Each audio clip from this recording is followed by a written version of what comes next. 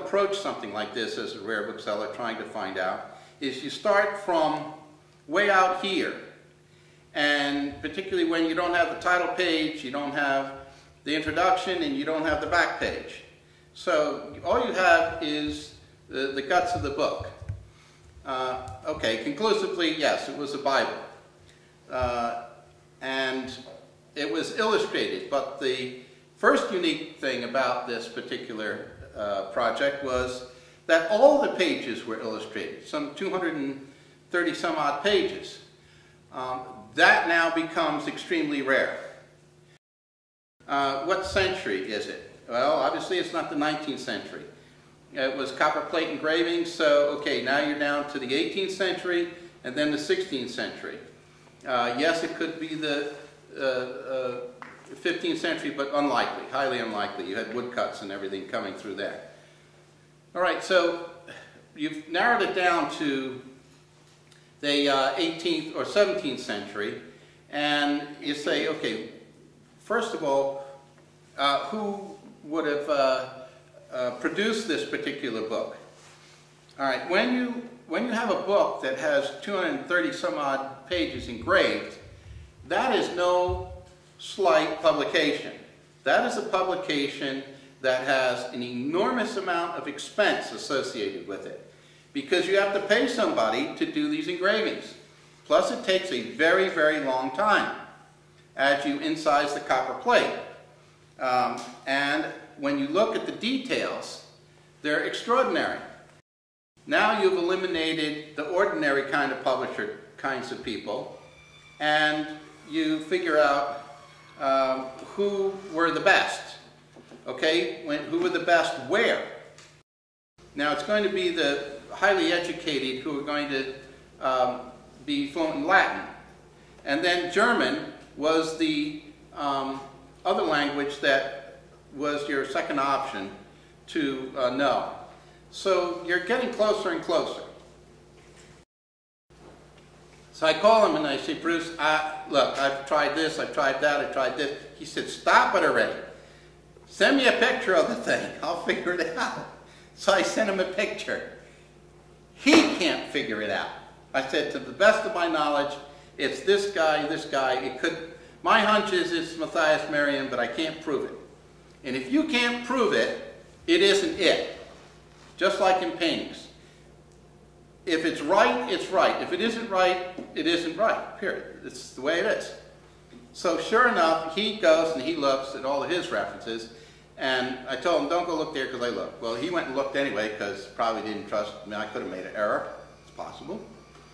So he comes back and he says, I can't find it.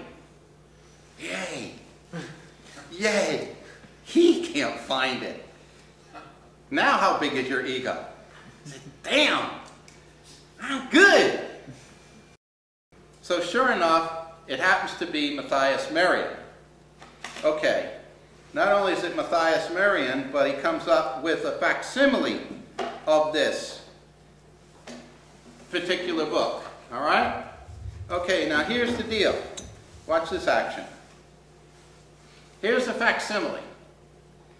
This was made from a copy that is in a private collection, which we still don't know where that particular private collection is. Furthermore, there are two other copies that are known, both in museums.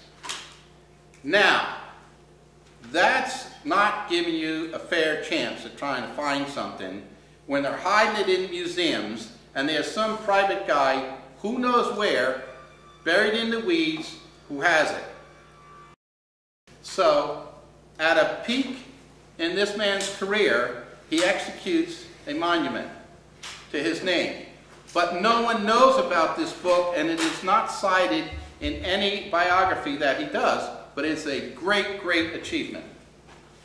So, therefore, how many copies could have been produced? My hunch is 100 or less. There you have it. You have a very expensively produced book, magnificent illustrations. Only the best people could have produced this, could have done all these illustrations. So you have your start up here. as a primary rare book. And you've now figured out that with the help of the new www, you can identify the book. We need to talk about rare. How rare is rare? Rare is me trying to grow hair. That's rare. Okay? Not happening. Okay, how do you put a price on the book or the page? Okay, here we go. How do we do that? You have 233 pages. So you've got, here's the book, 233. Let's make believe you have the original in front of you. And you're going to be very magnanimous and you're going to share your wealth. And you're going to cut this thing up and you're going to give a page to everybody and they're going to have something of great value. What truly is this book worth? Two things. What is it worth as a book, which is the sum of the parts? Maybe. Maybe not. What is it worth separately, page by page, since you don't have a complete book? It is not a $250,000 book. No. So that's how much? $100 a page, right? Okay, this book would not fetch a $250,000 on the market, here or in Europe, or it simply wouldn't fetch that much money. Would it fetch $50,000? Yes, it would fetch $50,000. As a print dealer and as a person, if I had one of these, we could easily sell it for $200 to $750 a page. The value is the fact that one, it's extremely rare. Two, it depends on the story of what the value of that particular plate would be. So if you added, let's say the mean price of these would be $300 each. That's a fair price. Times 233 is $699,000.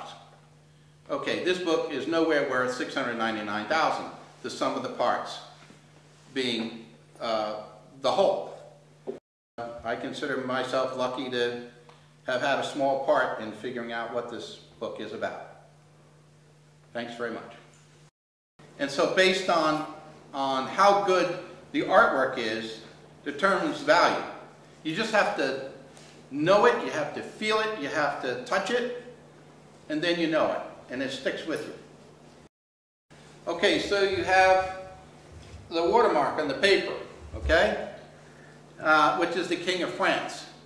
All right, what does that tell you right away? Well, a couple things. It was done for him. Maybe. Don't think so. What happens is the watermark could have been of the paper manufacturer that was licensed by the king to do that. What you do have, and what that tells you, is that that was the highest quality you could get. So you have very fine paper being made. Not necessarily for the king, but licensed by, in other words, I forgot what they call them in England, like when they anoint you as the bookseller or the shoemaker or something of the crown.